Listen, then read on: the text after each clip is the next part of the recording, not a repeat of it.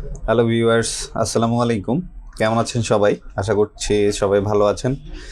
আমি Tauhidur Rahman Chayan, educational consultant from ডিজিয়াডু pro Bangladesh.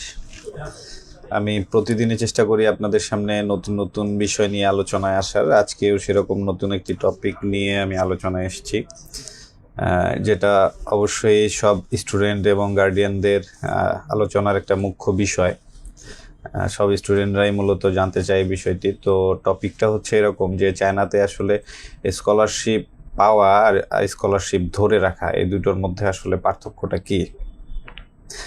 শুধু স্কলারশিপ পেয়েই আসলে খুশি হওয়ার কিছু নেই। স্কলারশিপ পাওয়াটাও একটা অ্যাচিভমেন্ট বলতে পারেন, কিন্তু এটা ধরে রাখার জন্য কিছু প্রসিডিওর আছে। আপনি স্কলারশিপটা ঠিকঠাক মেনটেন করতে পারছেন কিনা এটার উপরেও অনেক কিছু নির্ভর করে। তো আজকে আমরা এই বিষয়গুলো নিয়ে আলোচনা করব।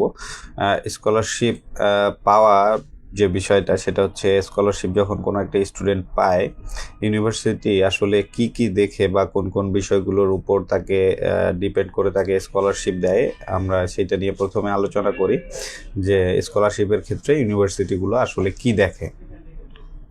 তো এক্ষেত্রে স্কলারশিপের জন্য একটা ইউনিভার্সিটি যখন আপনার প্রোফাইল রিভিউ করে, তখন মূলত একটা ইউনিভার্সিটি দেখে হচ্ছে আপনার একাডেমিক রেজাল্ট, দেন হচ্ছে আপনার ডকুমেন্টস, রিকমেন্ডেশন লেটার এবং এসওপি, স্টেটমেন্ট অফ পারপাস আমরা যেটাকে বলি।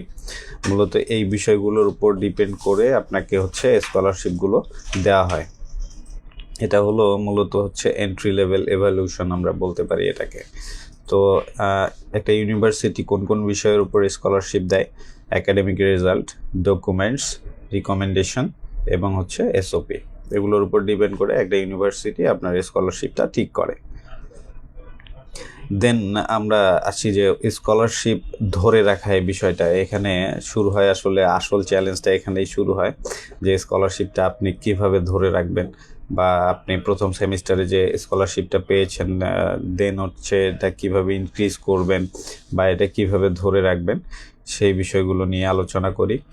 তো প্রথমত স্কলারশিপ ধরে রাখার জন্য আপনার যে বিষয়টার উপরে নজর রাখতে হবে, যে বিষয়টার উপরে আপনাকে মোস্ট সিনসিয়ার থাকতে হবে, সে বিষয়টি হলো আপনার হচ্ছে মিনিমাম সিজিপিএটা আপনাকে মেনটেন করতে হবে।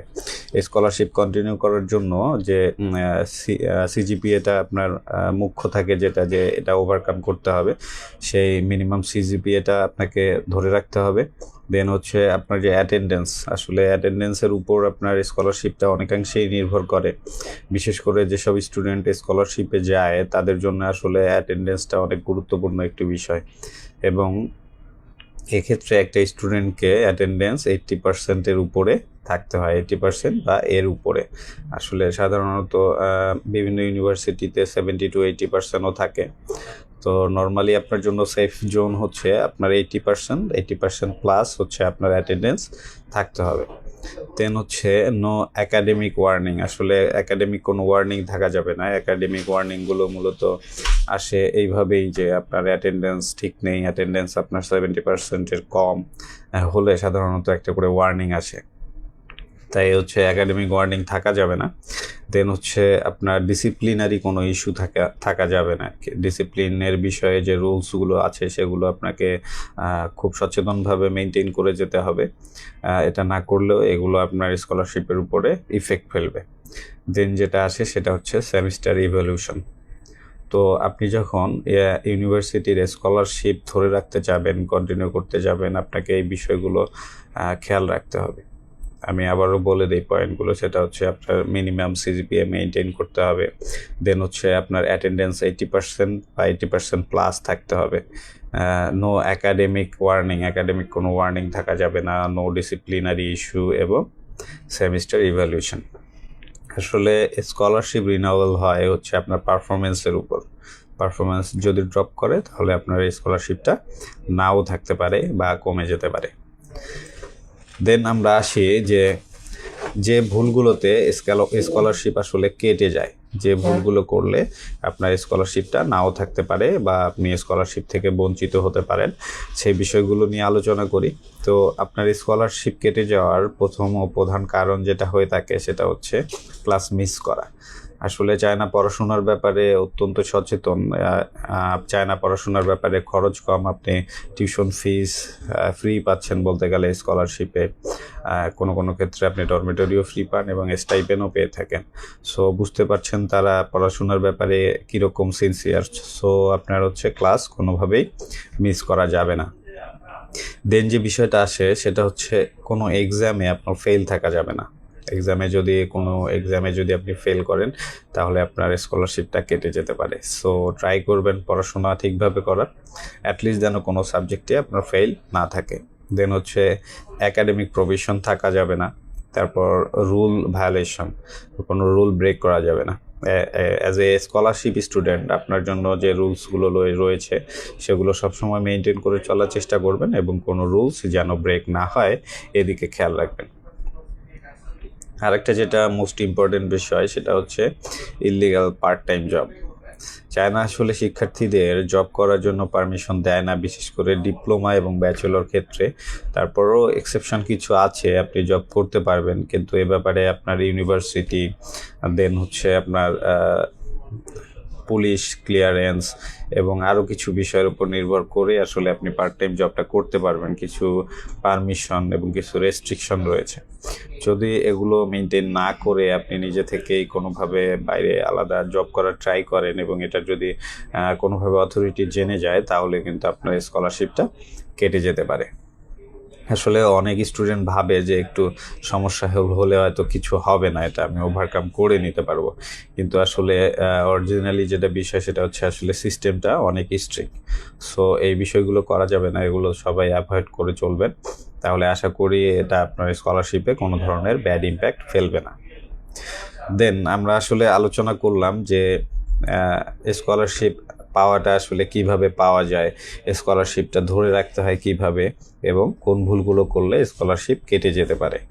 তো বিষয়গুলো নিয়ে আলোচনা করার পর এখন যদি আমরা আলোচনায় আসি, বিষয়টা থাকে হচ্ছে সেফ স্ট্র্যাটেজি, যে আসলে আমি কোন বিষয়গুলো খেয়াল রাখলে বা আমি কোন কাজগুলো করলে আমার স্কলারশিপটা সেফ থাকবে এবং ডে বাই ডে আমি এটা ইনক্রিজ করতে না পারলেও আমার যেন স্কলারশিপটা ঠিকভাবে আমার ফুল কোর্স পর্যন্ত যেন থাকে।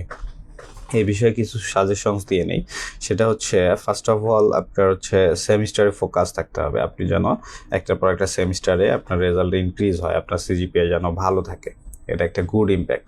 দেন হচ্ছে আপনার অ্যাটেন্ডেন্স ট্র্যাক করতে হবে আপনাকে। আপনি সবসময় আপনার অ্যাটেন্ডেন্সের দিকেও খেয়াল রাখবেন, আপনি আসলে ঠিক মতো প্রতিদিন ক্লাসে যাচ্ছেন কিনা, আপনার কোনো ল্যাব মিস হয়ে গেছে কিনা, মিস হয়ে গেলে দেন ওটা আবার কাভার করার জন্য কি করা যায় এই বিষয়গুলো খেয়াল রাখতে হবে।